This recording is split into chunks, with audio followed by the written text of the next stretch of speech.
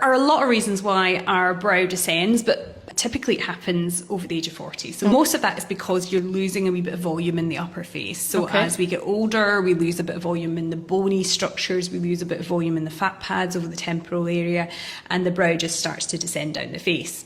The other issue we see a lot in our clinics is the issue with Botox and putting Botox in the forehead. So when we place Botox in the forehead, we can treat the horizontal lines that run across the forehead, and it's highly effective at reducing those horizontal lines.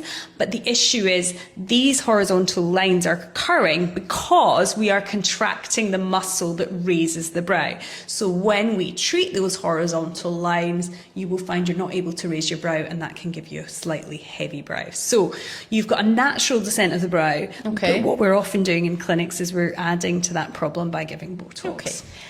Is there a way of counteracting that?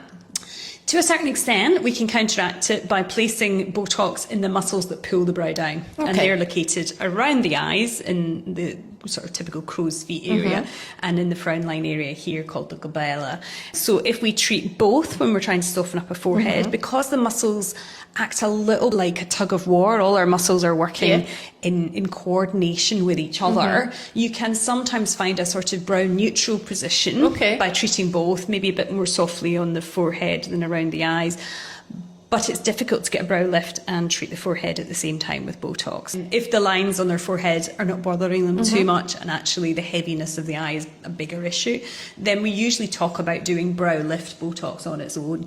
And that involves treating this area here, the glabella, and around the eyes. And you'll get a small lift in your brow with that, around about 1 to 2 millimeters. I mean, if you've got a significant hooding of your eyes, putting in Botox to lift them by 1 to 2 millimeters is not going to make any significant difference.